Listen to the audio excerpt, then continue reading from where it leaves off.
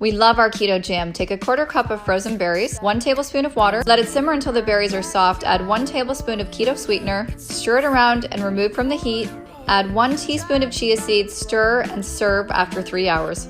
Here's how you make a foolproof crepe. 1 cup of flour, tablespoon of sugar, pinch of salt. Whisk that up. 2 cups of milk, whisk that up until nice and frothy, just like this. Add 2 beaten eggs, 4 tablespoons of butter, whisk that up, and you're done. Grease a nonstick pan with grapeseed oil. Ladle out your batter. Swirl it around until it's nice and distributed. Then when it's golden brown, loosen with a spatula and flip. Bon appetit. Hi guys. With fall right around the corner, I'm already craving pumpkin. Let's make a great dessert. Come on. Okay, we're gonna start with 1/2 cup of graham cracker crumbs, 1/8 cup of that packed brown sugar, 1/8 cup of chopped pecans, 2 tablespoons of melted butter, and combine until it looks like this, then set it aside. In your mixing bowl, put 1 pack of vanilla pudding, 1 cup of heavy whipping cream, 1 cup of milk, and blend. Add in your pumpkin pie spice and continue to blend until fluffy. Next, fold in 1/2 cup of pumpkin puree. Then chill for 20 minutes. Now we start layering graham cracker crumbs, pumpkin mousse mixture, more graham crackers, pumpkin mixture, Cool Whip, crumb topping, and there it is. Look at that heaven.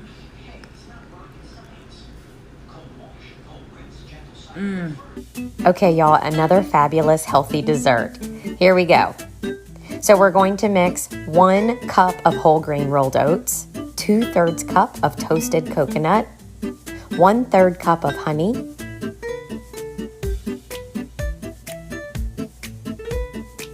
1/2 cup of natural peanut butter,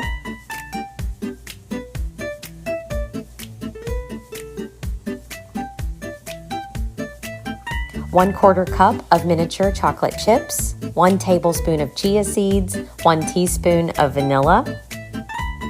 Delicious. And then we're going to mix it all together and we're going to refrigerate for 30 minutes. Then you're going to take it out and you're going to scoop it and you're going to roll it in a ball form in an airtight container that you can store in the fridge.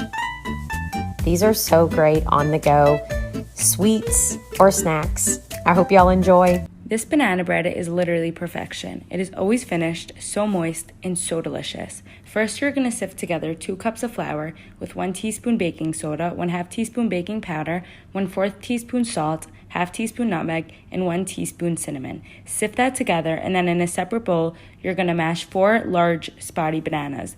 Then, in a separate bowl, you're going to cream 1 stick or 1/2 cup butter with 1/2 cup granulated sugar and 1/2 cup brown sugar. Cream that together and then add 2 eggs and some vanilla and mix that together. Then you're going to fold in the bananas and then add half the dry ingredients, fold that together, and once combined, you're going to add the rest of the dry ingredients. Fold it all together and you can add any toppings you want. I did milk chocolate chips. I mixed it in and then I added it to a greased and lined loaf pan and baked at 350 for an hour and 15 minutes or until a toothpick can come out of it. Let's give avocado toast an upgrade. You ready? Mayo 1 slice of bread, spread it to the edges, mayo side down on a hot pan. Slice some cheese. Now, once your bread looks like this, place the cheese directly on the pan. Place your bread on top, brown side up. Now don't touch it and wait till the cheese gets crispy. I call it a cheese skirt. Crack 1 egg in a pan while that's cooking. Place some sliced avocado on top, layer with tomatoes. Sprinkle some everything but the bagel, which has salt in it.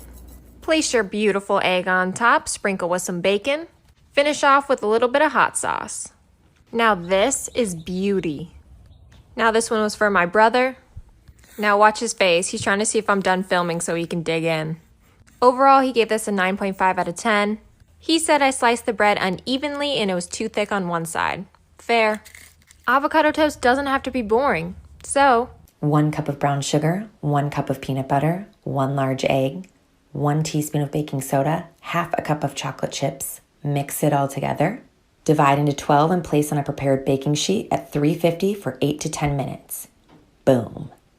I'm going to show you how we eat ham sandwiches. It's really simple. In fact, you may not see anything special about it as you're watching, but it's the way the flavors go together. Make sure you get your ham from the deli and have them shave it really thin to where it's falling apart. Go ahead and lay your rye bread out on your pan. Pound of ham, and I had them shave it really thin to where it's falling apart. So put the ham on every other slice of bread. It should look something like this. Ultra thin sharp cheddar cheese I'm gonna put on top. You can also use shredded if you don't have this kind. Turn on your broiler. Put your sandwiches in until the ham starts to get heated and the other side starts to get toasted. Take the toasted pieces off for now and set them to the side. Now we're gonna place 2 pieces of cheese on each of the ham sandwiches. Add 3 strips of cooked bacon back under the broiler just until cheese is melted. Take the toasted tops and put those on top of it. Since this top is toasted, you're gonna flip them all over. Under the broiler just until they're toasted. If you can have mayonnaise and you like it, add mayonnaise. Very easily.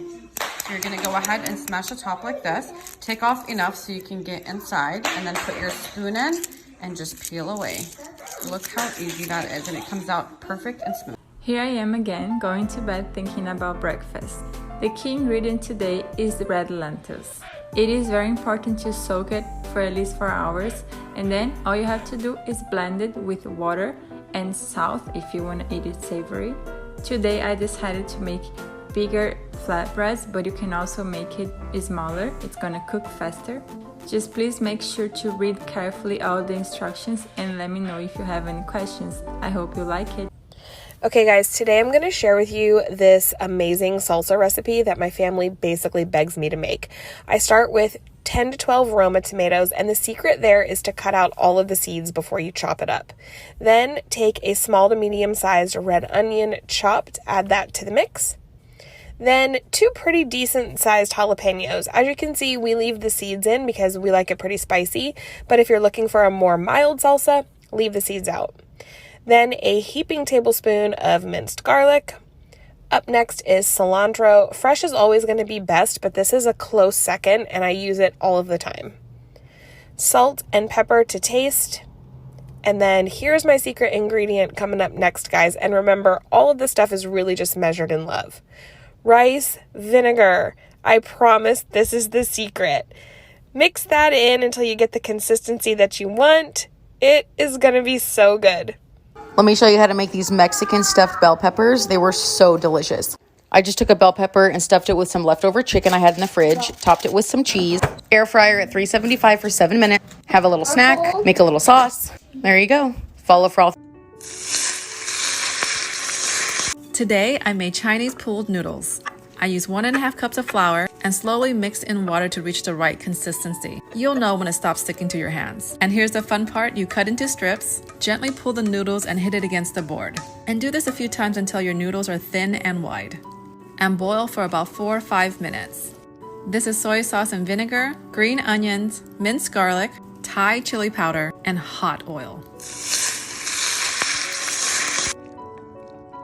These noodles came out so chewy and delicious. Follow me for more recipes. Whew. Now that's hot.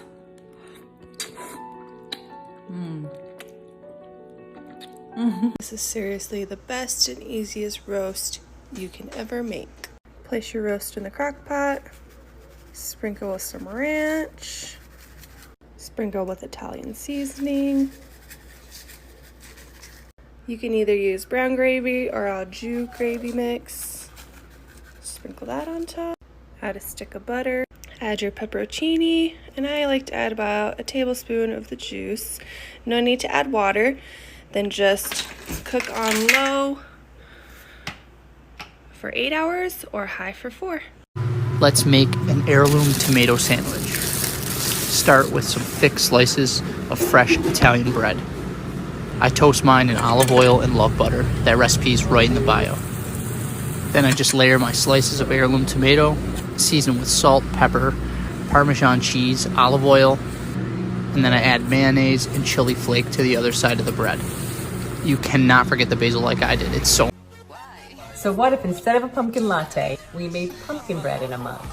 Let's get to it. Lightly grease your mug, then melt 1 tablespoon of butter in the microwave. Then you're gonna add your sugar, flour, pumpkin puree, and pumpkin spice, baking soda and baking powder, and a pinch of salt. Beat 1 egg really well, add 1/2 to the mug, mix well, and then microwave for 1.5 minutes. Comes out nice and hot, just loosen with the knife and jiggle that baby out. Come on, how good does that look? Top with some fresh whipped cream and dive in. You just made pumpkin bread in 3 minutes. I think it's as good as the real thing. Give it a shot and tell me what you